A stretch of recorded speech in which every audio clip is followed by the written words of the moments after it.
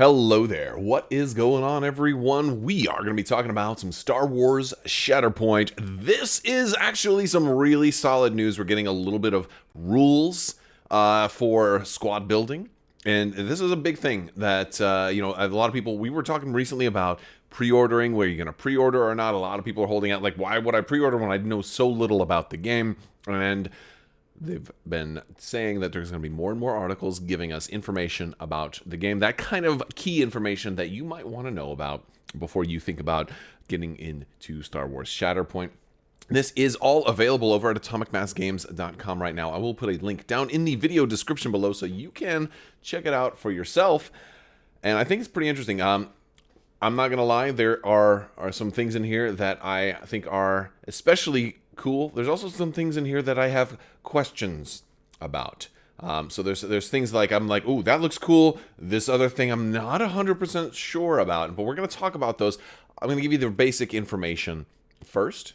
And we got so much to talk about over here in this.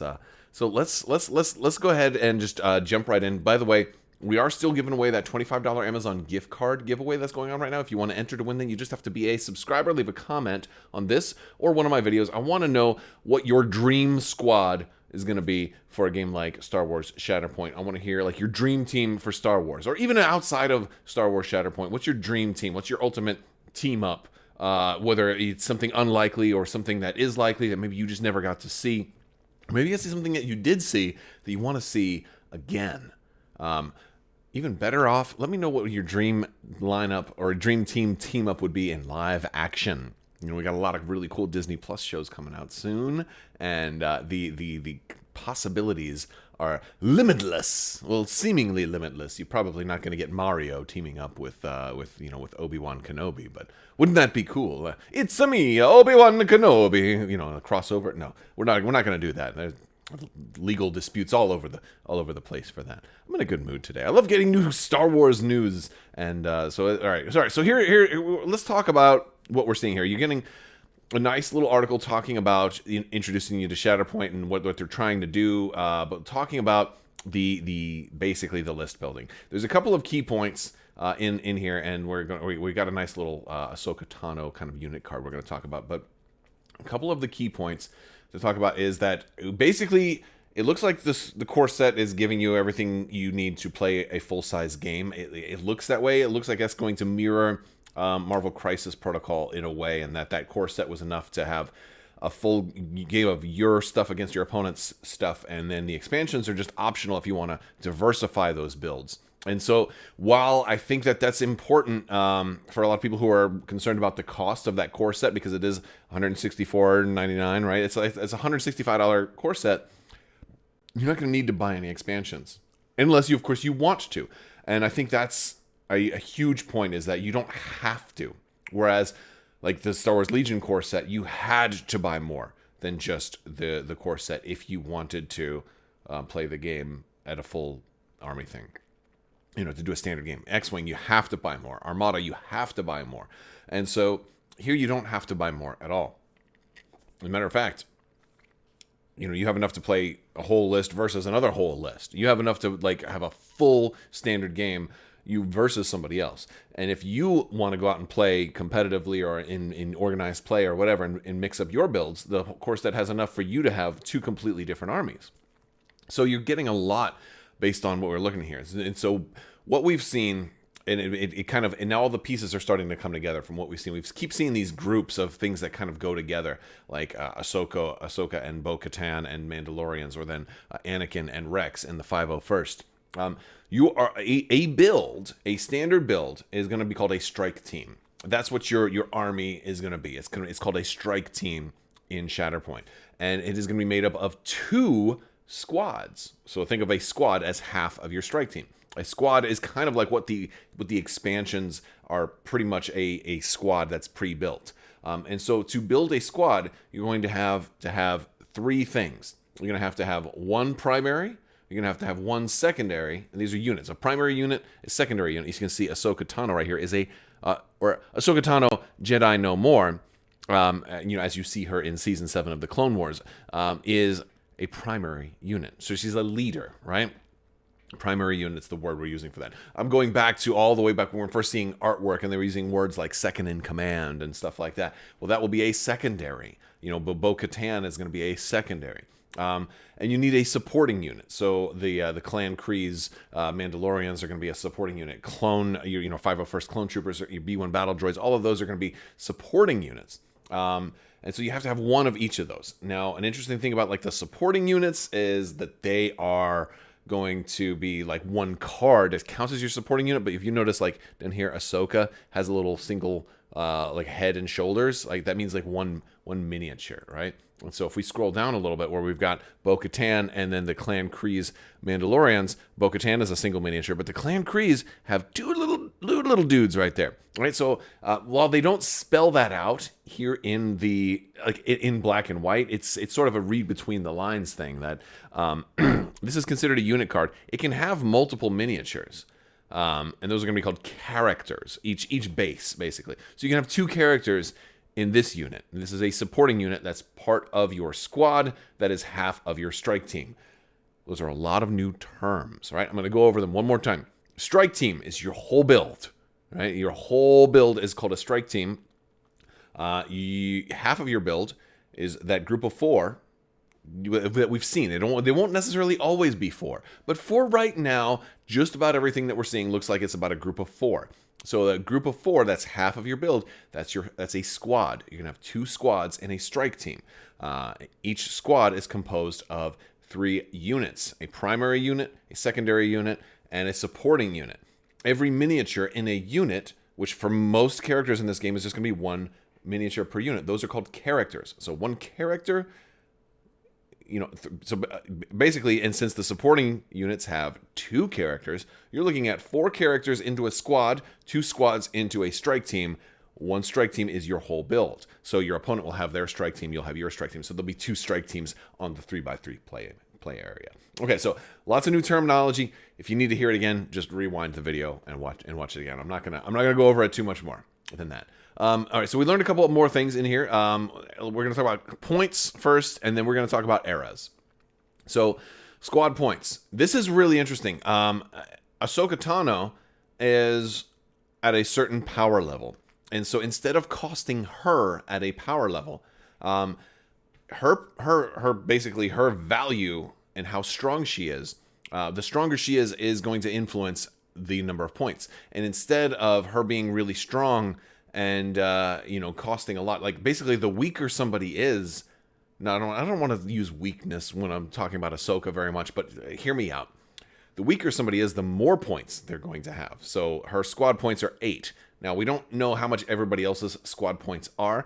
I have a feeling she's going to be a little bit on the weaker side, a little bit, and I'll tell you why in a minute. I have a feeling Anakin will be stronger than Ahsoka. He should be, so he'll probably have less squad points than Ahsoka. That's my guess. We'll wait until everybody gets spoiled. I think we're going to get more spoilers and stuff. But Ahsoka has 8 squad points. So if you're building a squad with Ahsoka as the primary, the squad points that you have are what are remaining to fill out the mandatory spots in that squad. Now, she is built such that Bo-Katan is also 4, and your Clan Kree's Mandalorians are also 4. Now, we don't get a whole lot of special stuff on these cards to really tell you a whole lot about them.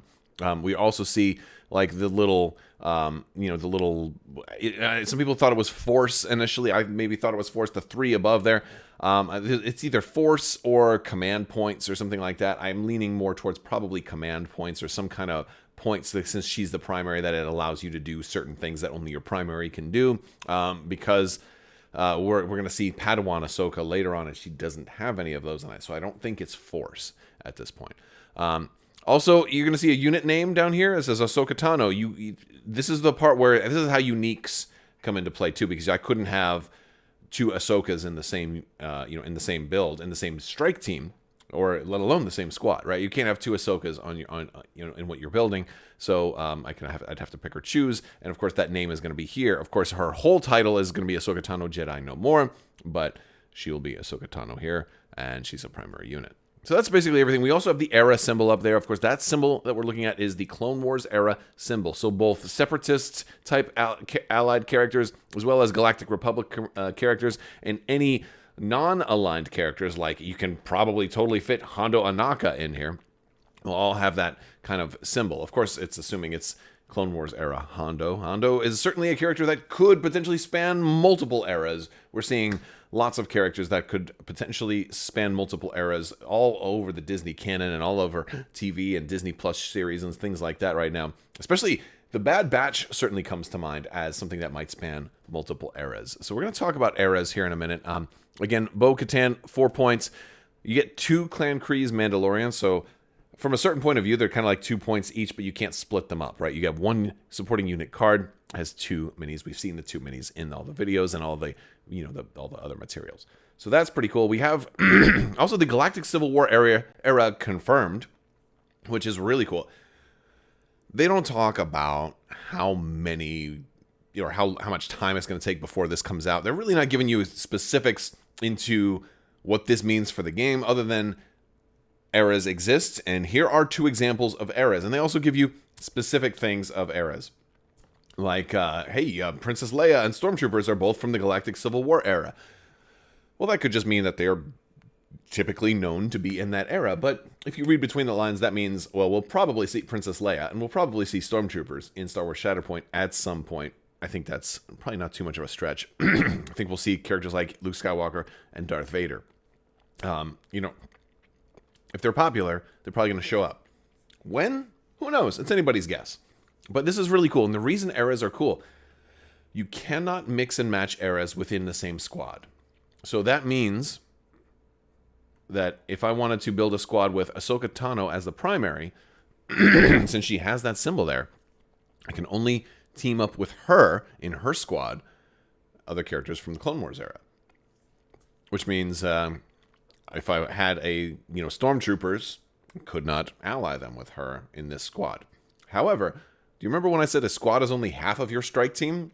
Right? It's half of your list. Your other squad, it would appear, can be from a different era. So you can still do crazy Dream Team stuff, which is wild.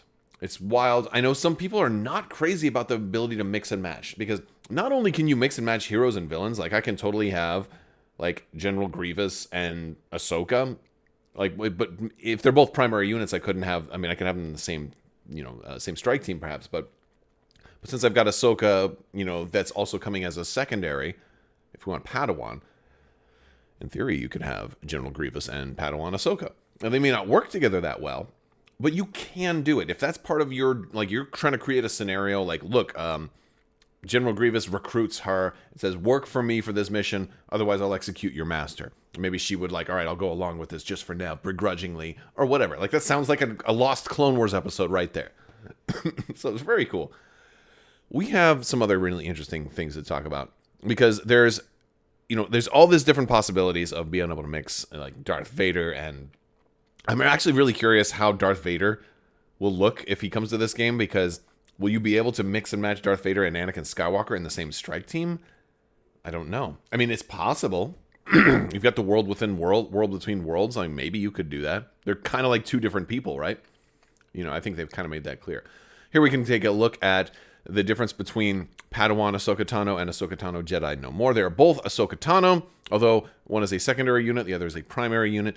Of course, the Padawan Ahsoka Tano is kind of rated about the same power level as far as her cost as Bo-Katan. Also, I'll note that there are 0 points of the little the Christmas lights. So I'm not sure exactly what that symbol up there is called. They didn't get into that in this particular ones, but it does look a little bit like a Christmas decoration. Maybe how many Christmas trees Ahsoka has in her house. Little Padawan Ahsoka can't afford a Christmas tree yet, but Ahsoka Tano Jedi No More is out there in the Coruscant underworld, and she's just raking in the dough. She's doing some side jobs. She's like, look, I can take a side job. I can afford 3 Christmas trees. Maybe that's not what it means at all. It probably has something to do with command or command points or command cards, as a lot of other skirmish games have some functionality of the commanders doing additional things, whether you're spending command points on doing game set mechanics or you're playing cards. We know there's other cards in this game too from the core box. So I'm sure all that stuff will be revealed in future articles, and of course we'll be covering those as they come out. Let's talk about synergies. Synergies are pretty cool because what looks like to be like maybe the back side of the unit card for Captain Rex. I'm assuming that this is kind of what's on the back of a card. So if the front of these cards kind of look like this, when you spin them over and turn them over, you're going to see probably something a little bit more like this. Again, it's not said that this is exactly the back of the Captain Rex card, but kind of putting 2 and 2 together, this is probably the back of the Captain Rex card. And you're going to see very similar to like how Crisis Protocol has, very simple, easy to read. Like here's all the abilities that this character has. You can see that Captain Rex is going to have different abilities, as I imagine a lot of different characters will have different abilities. And they kind of blurred a lot of these out to keep some spoilers out there. We can see Captain Rex has maybe 9 health and maybe 2, I don't know, stamina. Maybe it's the other way around, right? I'm not sure exactly what these two mean. One of those is most certainly health. I'm guessing Captain Rex has 9 health. Could be wrong. Could be something else. Because this one right here could also be health. Let me know what you guys think they are. If you haven't also joined our Discord, make sure you do that. These might refer to tokens, which would be really interesting. By the way, I want to thank today's sponsor, Luxury Playstyle. Amazing full metal tokens. They are compatible with a lot of different games. If you play games like Star Wars X-Wing, or Star Wars Legion, or even Magic the Gathering, or Keyforge, you go over to Luxury Playstyle. Check out their amazing full metal double-sided tokens that are fully compatible with a variety of different modern tabletop games. You can use code Crabbok VIP to save 15% while you're over there, and you're going to love them. They're going to make you want to play your games more. They're absolutely fantastic. Who knows? Maybe we'll even see tokens for Shatterpoint out of Luxury Playstyle's catalog at some point. All right, so one of the cool things that you're going to notice about the Captain Rex card here is that there are keywords down at the bottom. He's got the 501st keyword. He's got the Clone Trooper keyword. He's also got the Galactic Republic keyword. All very good keywords to have, and I think this might be kind of one of those reasons why they don't want you mixed and matching stuff within the same squad, because if you were to use maybe a different Rex that was like the older Rex from Star Wars Rebels, right? He might have different keywords, and it might change Rex's synergy. That's kind of my guess, but that goes back to like when I said I love that you can mix and match characters. I don't know why they put that limitation on there. And that's one of the things that I'm not sure about. And I guess it will probably be something that gets revealed as we get more information. But there's a little part of me that's like, I wish we could just completely, build your absolute dream team. Because if they're already letting you mix and match, within the same strike team. So I can have like Darth Vader, Boba Fett, and Stormtroopers or something like that, right? Or if I could have, Lando and Lobot and a couple of Bespin guards, which I think would be a really cool box, right? Something like that. Why can't I team that up with, Lando and, and Luke, or Luke and Lando, or something like that, right? Well, of course, part of it might be because one's a leader and one's a second in command, or maybe they're not. You got to make everything fit. But yeah. So I love that you can take 2 different squads from 2 different eras and team them up.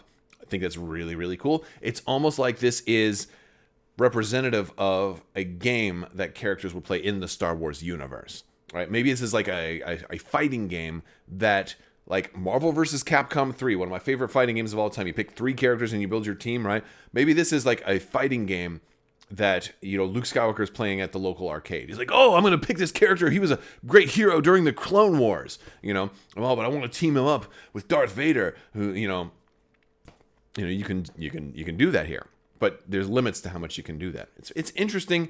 I'm curious as to some of the reasoning behind it. I think a lot of those things will be revealed as we kind of get into the synergies. And so synergies are important here because you're going to see that he's got these keywords and he has abilities. Or for example, he's got get a move on. Soldier, at the start of this unit's activation, choose a character. And in this unit, which means, again, remember, units can have multiple characters in them. And even though all of the leaders, the primaries, and the secondaries that we've seen are only 1 unit so far, it stands to reason we could see primaries or secondaries that have more than 1 unit. We could have like a leader who has, I don't know if we're going to see too many leaders that are more than 1, but it's possible. We could definitely see like some kind of swarm-based unit. Like maybe you had a whole bunch of Geonosians as a squad. You can see secondaries that's like, that's 2 or 3 or something like that, right? So it's good future-proofing with a lot of the concepts here. But it says choose a character in this unit or another allied Galactic Republic character. the chosen character may, looks like, move and may gain some kind of token symbol or something like that. Maybe it's a telephone. I don't know. Maybe they can gain a telephone. But they can gain something.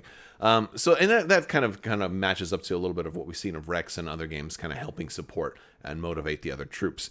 He can help other troops move. He can help other troops get aim tokens and things like that in Star Wars Legion. Maybe it's a little similar here. But the thing is, and this is a good way to illustrate the point, because I know some people don't like that you can mix and match squads and make things that are not thematic.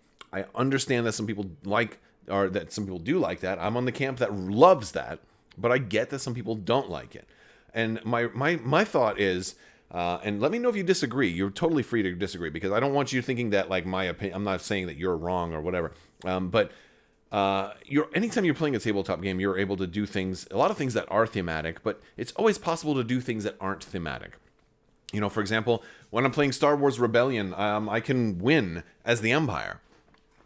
You know, I can blow up Alderaan, but I don't have to blow up Alderaan. I can blow up any planet I want. I can blow up Coruscant with the Death Star, right? I mean, you kind of don't want to do that as the Empire, but, like, you can do things that are not thematic.